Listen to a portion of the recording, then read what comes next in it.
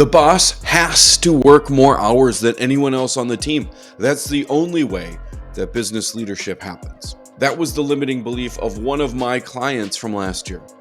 Let me tell you Mike's story. Mike is an awesome dude. In fact, maybe you've met him. He goes to a lot of conferences, very likable, relatable guy, successful. When we met, he had about $38 million assets under management in, like the Sunbelt states. He's a self-storage guy.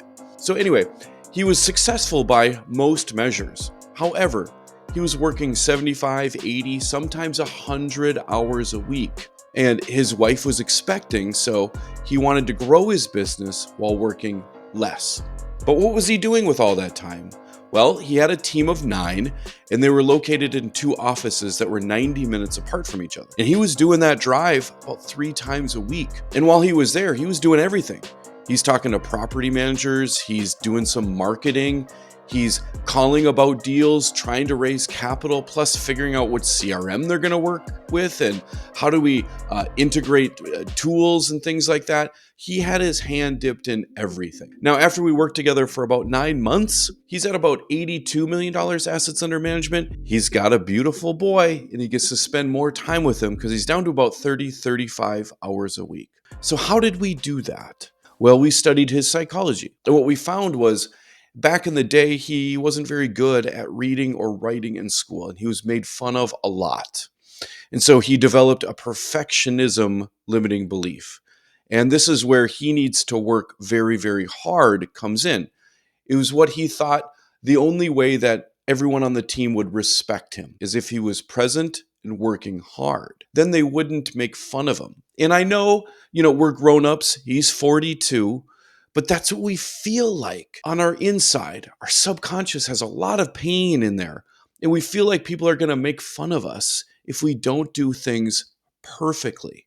So that's what he was trying to do. Now, I've got some activities down below that you can do to mirror Mike's path so that you can have a 2x assets under management experience like he did. So the first thing that we found was, as we were going through the STARS method, planning his funeral was a great big deal, a lot of aha moments and insights.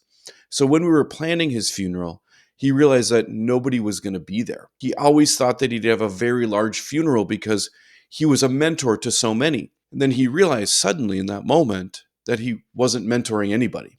In fact, he didn't have time to do any sort of teaching or mentoring because he was working in his business, not on his business. So one of the big changes that he did was he decided to join a local Rotary Club. Lo and behold, 3 or 4 months into that Rotary Club, he met someone who ran a family office and was retiring and transferred $26 million into Mike's account. That was a pretty good wire, I imagine.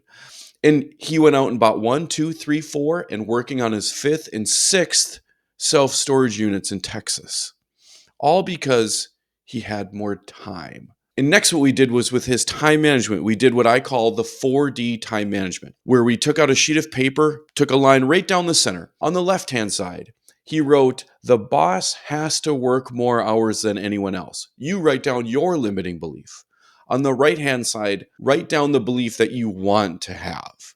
His was, my team works remotely and they function without me. And so he put all the things that he was working for during the day, cataloged them under which one of these beliefs they were.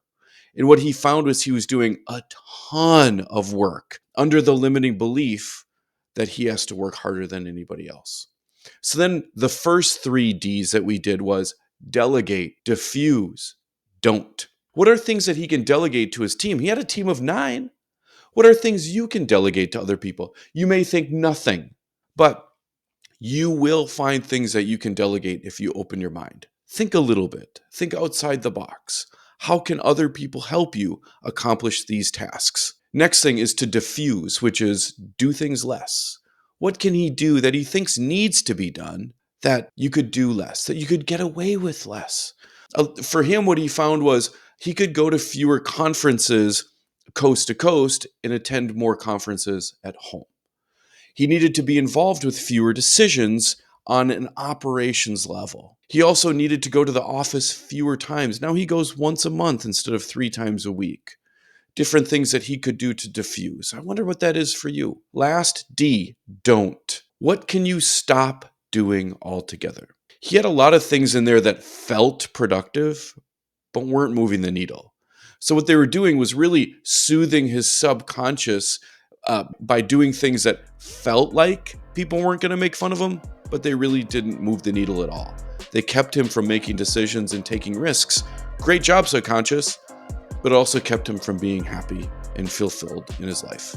And then what's the last 4D? After you're done doing the first 3Ds, you could add the fourth D. That's dare. What can you dare to add on the right side? What can you dare to add that aligns with your belief of what you want to experience in your life? Now, for Mike, it was joining a Rotary Club. That's what he dared to do. And that's what led to his business success. But he wasn't going to achieve that without going through those first foundational psychological steps and putting in the work. Shout out to you, Mike.